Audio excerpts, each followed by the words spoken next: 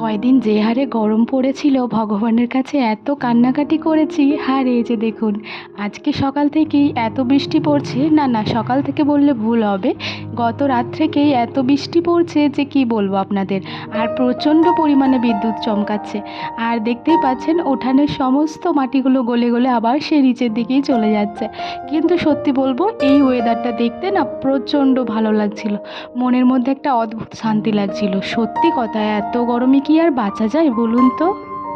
Hello everyone, very very good morning. কেমন আছেন সবাই? আশা করছি সবাই খুব ভালো আছেন। আর আমরাও তো অনেক অনেক ভালো আছি। এই বৃষ্টিমুখর দিনে কে না ভালো থাকে বলুন তো।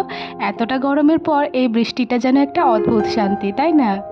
আজ শুক্রবার আর এখন সকাল 6টা মতো বাজে। আর এখন থেকেই আমি আমার আজকের ব্লগটি শুরু করছি। আশা করছি আমার আজকের ব্লগটি আপনাদের ভালো লাগবে।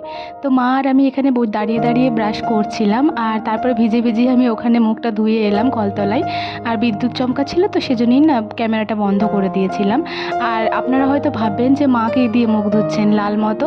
আসলে মা না লাল গুঁড়ি দিয়ে মুখ ধুচ্ছেন, যেটা রেড রেড রেড বাবেল নাকি বলে একটা, ওটা দিয়ে মুখটা ধুচ্ছে আর কি। তো সেজন্যই ওটা লাল মতো লাগছে আর ওটা তামাকের মতো দেখতে লাগছে, তাই না? কিন্তু না, আমার মা তামাক ইউজ করেন না। তো এই যে ব্রাশ ট্রাশ করে এলাম আর তারপরে আগের দিন রাত্রে যে শরবতটা ভিজিয়ে রেখেছিলাম ওটা খেয়ে নিয়েছিলাম। আর তারপরে না জানালাগুলো এরপর একটু খুলে দিচ্ছি। এখন একটু বেলা হয়েছে, তো এই বেলার দিকে না মানে বৃষ্টিটা থেমে গেছে আর ওয়েদারটা বেশ সুন্দর লাগছে। তাই ভাবলাম যে জানালাগুলো খুলে দিই, তাহলে একটু হলেও হাওয়া ঢুকবে। অবশ্যই ঘরটা ঠান্ডা হয়ে গেছে যেহেতু গত রাত্রি থেকেই বৃষ্টি পড়ছে, কিন্তু তার সত্ত্বেও আর কি সকাল থেকে বন্ধ করে রেখেছিলাম, তো প্রচণ্ড বিদ্যুৎ চমকাচ্ছিল। কিন্তু এখন বেশ ওয়েদারটা ধরে গেছে, তো এখন ওই জন্যই জানালাগুলো খুলে দিলাম। আর একটা জায়গা যাওয়ার আছে জানেন তো বন্ধুরা, সেজন্যই না বেশি করে একটু ভাবছিলাম যে বৃষ্টিটা থামবে কি থামবে না। অবশ্য না থামলেও অসুবিধা ছিল না, পরের দিন যেতাম। কিন্তু বৃষ্টি যেন না থামুক এটাই একটা মনে মনে ভাবছিলাম, কারণ এই গরমের দিনে বৃষ্টিটা প্রচণ্ড পরিমাণে প্রয়োজন। আর দেখুন বাসি কাজ সমস্ত কমপ্লিট করে আমি এদিকে রেডিও হয়ে গেছি। আপনারা হয়তো বুঝেই গেছেন যে আমি কোথায় যাচ্ছি, কারণ আমার ভাই আমাকে নিতে এসছে, তো আমি বাপের বাড়ি যাচ্ছি। আর আমার বাপের বাড়ির ওখানে পুজো আছে, মানে আমাদের বাড়িতেই পুজো আছে, যে বাবা লোকনাথের মন্দিরটা আছে।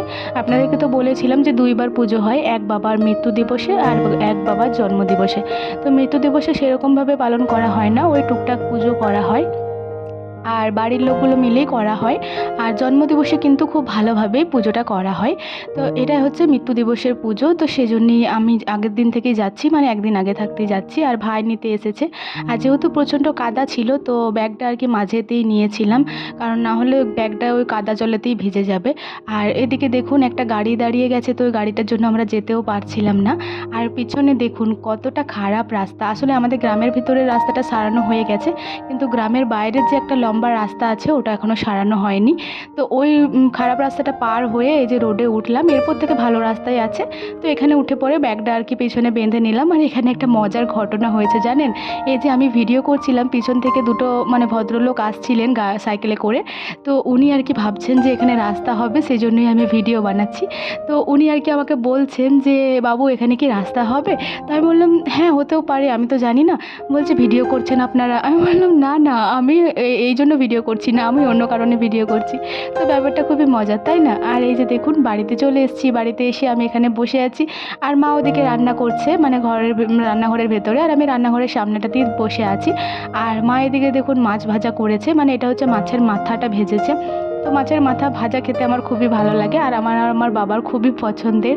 আর মা সেজন্যই ভালো করে কড়া করে ভেজে এই যে দিয়ে গেল। তো এটা এবার আমি খেয়ে নেব। আর এই যে দেখুন খুবই নরম নরম, এটা খেতে আমার বেশি ভালো লাগে। তো এই যে খাওয়া দাওয়া সেরে বেশ কিছুক্ষণ বসেও ছিলাম। আর তারপরে দেখুন দুপুরবেলা এখন আমরা সবাই মিলে খেতে বসে পড়েছি। আর প্রশ্নমনে এখন অনেকটাই সুস্থ আছে, কিন্তু কি বলুন তো, এতদিন ধরে অসুস্থ হয়ে রয়েছে, তো একভাবে বসে রয়েছে, একটু পাতলা হয়ে গেছে। কিন্তু এমনি মোটামুটি মানসিক দিক দিয়ে একটু সুস্থ আছে, আর শারীরিক দিক দিয়েও অনেকটা সুস্থ হয়েছে। তো আর কিছুদিন পরে হয়তো হাঁটতে পারবেন।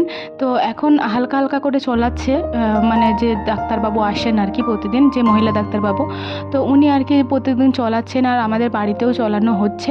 তো এরপর মনে হয় 1 মাসের মধ্যেই হাঁটাচলা করতে পারবে। তো দেখা যাক কত দূর কী হয়। আর এখানে দেখুন মা সবাইকে খেতে দিয়ে দিচ্ছেন, আর আমিও ওখানেই বসে পড়েছি খেতে।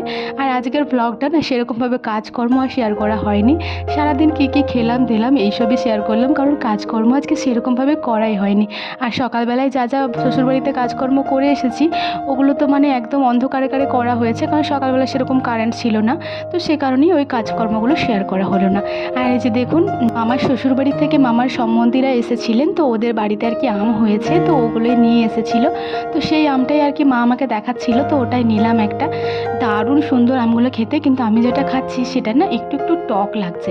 তো আমি ভাবলাম যে হয়তো আর একটু ভালো লাগবে, তো এটা অতটাও টকও লাগেনি, মানে টক মিষ্টি লাগছে। তো মা আমাকে ওদিক থেকে বলছে, অনু দেখ এটা কত মিষ্টি। তো মায়েরটা সত্যি এতটাই মিষ্টি ছিল, মাকে তাই বলছি, মা প্লিজ তুমি আমাকে ওটা দাও, তুমি এটা নিয়ে নাও। তো মা বলছে ঠিক আছে নে, তুই এটা নে, তোকে দেখানোই ভুল হয়েছে। তো মা এই যে এটা নিয়ে নিল, এটাও অবশ্য মিষ্টি ছিল কিন্তু একটু টক মিষ্টি, আর ওটা একদম সম্পূর্ণ মিষ্টি, আর কালারটা দেখেই বুঝতে পারছেন আমটা খেতে কত মিষ্টি হবে। তো সেটাই আর কি আমি খাচ্ছিলাম, আর ভাই আমাকে বলছিল যে দেখ আমি ক্যামেরা ধরে আছি, সবটাই খেয়ে নিস না, আমার জন্য একটু রাখবি। তো এই যে দেখুন খেয়ে নিলাম, আর খুবই ভালো ছিল আমটা।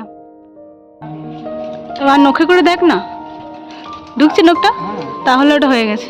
আর এইগুলো দেখ ছোট ছোটগুলো, এই রে দুটোই দেখ, আশেপাশে দুটোই রয়েছে, আরেকটা রয়েছে না।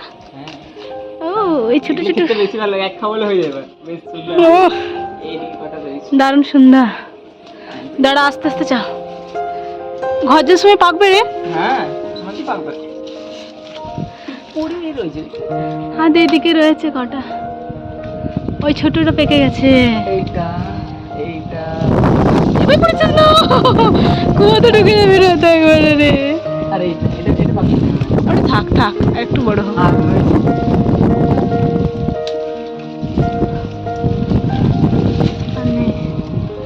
ওই পাশে একটা রয়েছে, কিন্তু এটা ছোট্ট মতো, কি সুন্দর। আরে কি আমটা পেকেছে দেখ, কই পেকেছে, আরে হলুদ পারা হয়ে গেছে। দাঁড়া আমি দেখি,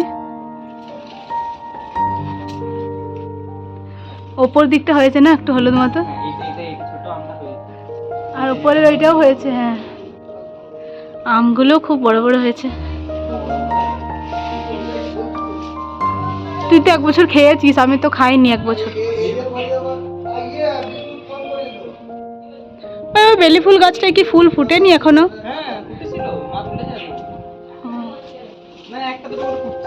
হ্যাঁ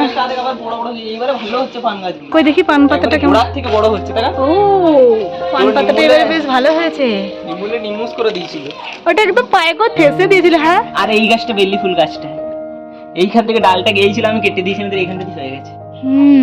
আমটা মাথায় ঠেকে গেল। তুই কটা পেলে? 3টে। আমারগুলো বেশি বড়, আমারটা পালিয়ে গেল, কোনটা বড়? এইটা।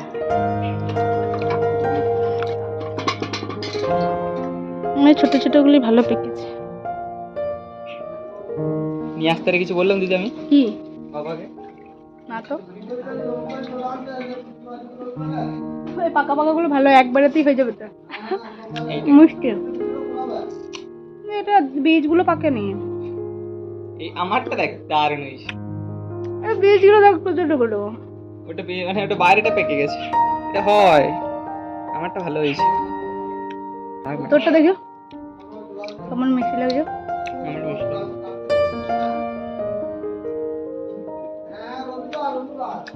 আমার ডাল ভেঙে গেছে ঝড়ে, এটা বেশ মিষ্টি লাগছে।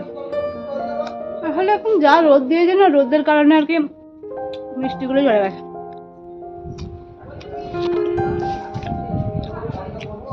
গাছটাও বেশ বড় হয়ে গেছে।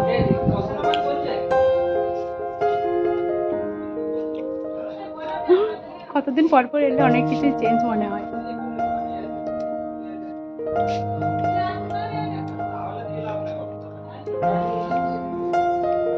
এই মুহূর্তে বিকাল হয়ে গেছে, আর বিকালবেলা সেরকম তো কোনো কাজকর্ম ছিল না, শুধুমাত্র বিছানাগুলো ছেড়ে নিয়েছিলাম আর ঘরটা আমি ঝাড় দিয়েছিলাম। আর মা ওদিকে বাইরে আর কি মাদুরিগুলো সেলাই করছিল, মাদুরির ধারগুলো। তো মাকে তাই বললাম যে তুমি এখানে এসো, তোমাকে চুলটা আগে আঁচড়িয়ে দিই। মা তো চুল কিছুতেই আঁচড়াবে না, আমি না থাকলে মা 3 দিন 4 দিন পর পর চুল আঁচড়াবে এমন, জানেন। তো সেজন্যই মাকে বললাম তুমি আগে এসো, তোমাকে চুলটা আঁচড়ে দিই। আর আমি এদিকে চুল আঁচড়ে নিয়েছিলাম, আর সিঁদুরটাও কপালে ঠেকিয়ে নিয়েছিলাম। তো মাকে ওই জন্যই চুলটা আঁচড়ে দিচ্ছি, মাকে চুলটা পাকিয়ে বেঁধে দিলাম। তো মা আবার কি বলছে জানেন, জানেন? বলছে তুই এই যে পাকে বাঁধছিস সেই বেঁধে দিয়ে গেছিলি, আবার এই বাঁধছিস, আমি আর কোনো দিন পাকাইনি মাঝে যতদিন ছিল। তাহলে ভাবুন যে কেমন। তো মাকে একটু ভালো করে সিঁদুর পরিয়ে দিলাম, বড় করে একটা টিপ পরিয়ে দিলাম। আর মাকে না বড় করে না টিপ পরলে ভালো লাগে না। আর মা যদি টিপ না পরে থাকে একদমই দেখতে ভালো লাগে না, সত্যি কথা, টিপ সিঁদুর না পরে থাকলে। কারণ প্রথম থেকেই মাকে বড় টিপে দেখা অভ্যস্ত, তো মা টিপ না পরে থাকলে যেন একদমই দেখতে ভালো লাগে না। আর এই যে দেখুন এখন টিপ সিঁদুর পরে কত সুন্দর দেখতে লাগছে আর খুবই ভালো লাগছে। মাকে তাই বললাম যে এই যে চুলগুলো তাও রেখে দিয়ে এসো। মা বললো তুই রেখে দিয়ে চলে আয়, আমি আর যাবো না ঘরের মধ্যে। তো চিরুনির মধ্যে যে চুলগুলো আটকে ছিল সে চুলগুলো ছাড়িয়ে এই যে ঘরের মধ্যে রেখে দিলাম, আর সিঁদুর কৌটোগুলোও ঘরের মধ্যে রেখে দিয়েছিলাম। আর এই যে দেখুন মা এদিকে মাদুরির ধারগুলো সেলাই করছিল, আর আমি তারপর ভাবলাম জামা কাপড়গুলো তাহলে গুছিয়ে দিই। আর পোষণাও এই মুহূর্তে বাইরেই বসে রয়েছে। আসলে ঘরের মধ্যে গরম খুব একটা করেনি, তবে সবসময় কি একটা মানুষের ঘরের মধ্যে থাকতে ভালো লাগে বলুন তো? তো সে কারণেই আর কি বাইরে বসে রয়েছে। আর ভাই ওই দিক থেকে খেলাধুলো করে এলো, তো গামছাটা গোছাচ্ছিলাম, বলছে গামছাটা আমাকে দে, তো ওকে দিয়ে দিলাম। আর বাকি যে জামা কাপড়গুলো ছিল ওগুলো সমস্তটাই গুছিয়ে নিচ্ছি। তাহলে চলুন আমার আজকের ভিডিওটি এখানেই শেষ করে দিচ্ছি। ভালো লাগলে একটি লাইক করে দেবেন এবং সাবস্ক্রাইব করে আমার ছোট্ট চ্যানেলটির পাশে থাকবেন। আবারও দেখা হবে কালকে একটি নতুন ভিডিওর সাথে। ততক্ষণের জন্য সবাই ভালো থাকুন, সুস্থ থাকুন আর সাবধানে থাকুন।